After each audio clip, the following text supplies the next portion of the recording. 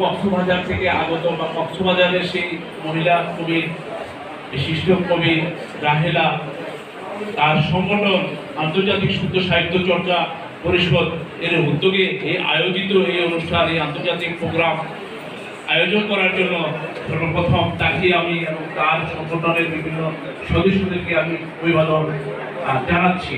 আসলে সংগঠন করে তারা আমাদেরকে এই মঞ্চে নিয়ে এসেছে, বাংলা ভাষাকে একটা মর্যাদা, বাংলা ভাষাকে একটা কথা বলার জন্য এখানে নিয়ে এসেছে। এবং আমি আমাদের বন্ধুপ্রতিম রাষ্ট্র পশ্চিমবঙ্গ বাংলা ভারত থেকে যারা এসেছে, আমাদের সেই হাজার মাইল দূরে থেকে আসা সেই বন্ধুদেরকে আমি অভিবাদন জানাচ্ছি এবং অভিবাদন জানাচ্ছি বাংলাদেশের বিভিন্ন প্রান্ত থেকে যারা কবি সাহিত্যিকরা এসেছে অনেক কষ্ট করে আজকের এখানে অনুষ্ঠানে অংশগ্রহণ করার জন্য, তাদেরকেও অভিবাদন জানাচ্ছি। 21 মানে তো অহংকার, 21 মানে তো চেতনা, সেই চেতনা, সেই অহংকার, সেই ইতিহাস আমরা তো ভুলেই গিয়েছি। আমরা কি প্রকৃত ইতিহাস চর্চা করি?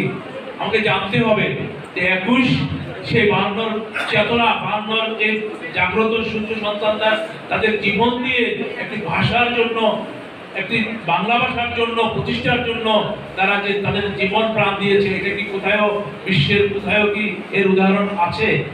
একটা ত্যাগ, এটা তো চেতনা।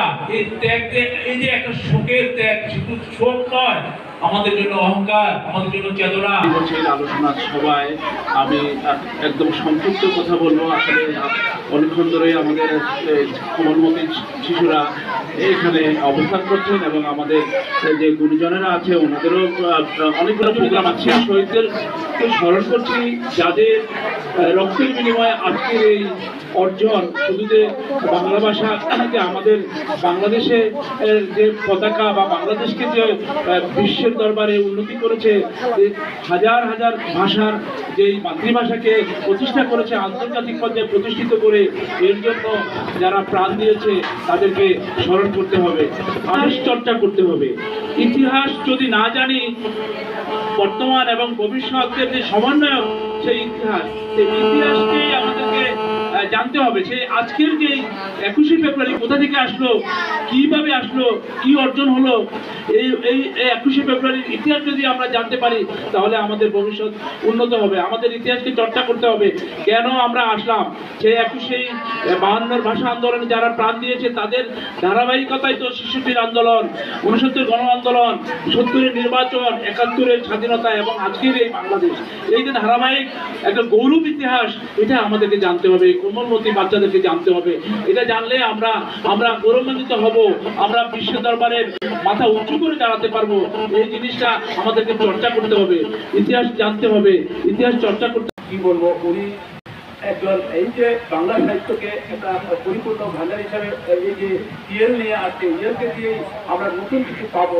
এরা একদম নতুনত্ব এবং আধুনিক এবং আলোকিত করবে আশা করি। এবং আমরা যারা বই পড়া থেকে বিমুখ, অন্তত এই প্রযুক্তির যুগে আমরা আসুন বই পড়ি, বই কিনি, এই বই মেলায় এই ইয়েল চরিত্রটা এর সম্পর্কে জানি এবং এই বইয়ের শুভকামনা করে আমি পল্লী কবি জসিমউদ্দিন স্মৃতি স্মারক সম্মাননা প্রদান করা হবে।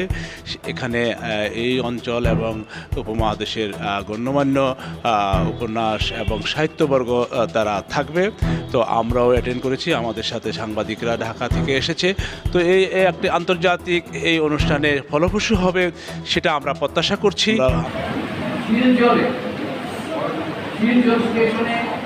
বিশ্বের প্রথম, কিন্তু একান্তই দরকার সাহিত্যকে লালন করা।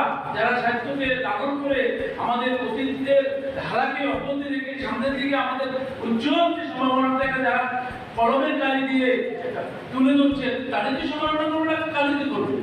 অসংখ্য ধন্যবাদ সুব্রতদাকে যে তিনি এটা আয়োজন করেছেন।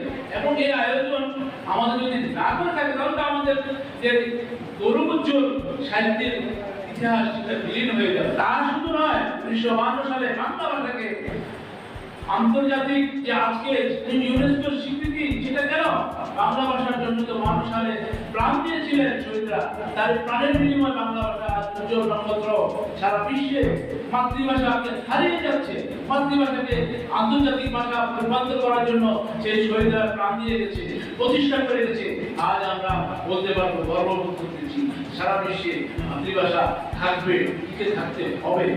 সেজন্য আমাদেরকে লিখতে হবে, সেটাকে অব্যাহত রাখি। আসলে আরেকটা জিনিস বলতে হয়, এখন তো বই পড়া হয় না, এখন তো উপন্যাস পড়া হয় না, এখন তো কবিতা লেখা হয় না, এখন তো সেই 3G 4G বিভিন্ন প্রযুক্তির কারণে আমরা হারিয়ে গেছি। আমাদের কথা এই যে প্রতিবন্ধকতা, এই যে আন্তর্জাতিকভাবে টিকে থাকতে হবে, না বিলীন হয়ে যাবো।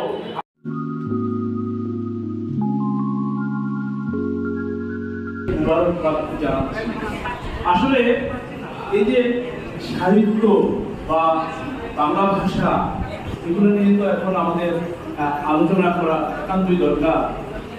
আমাদের যে বাংলা ভাষা, এটা তো হারিয়ে যাচ্ছে। বাংলা ভাষার যে ঐতিহ্য, এই বাংলা ভাষার প্রতি টার্গেট, বাংলা ভাষার যে আক্রমণ, বাংলা ভাষার প্রতি আঘাত আগেও এসেছে, এখনো আসবে, ভবিষ্যতে আসবে। আমাদেরকে এই নিয়ে কাজ করতে হবে, দুই বাংলা মিলে কাজ করতে হবে, আমাদের বাংলা সাহিত্যকে জাগিয়ে তুলতে হবে।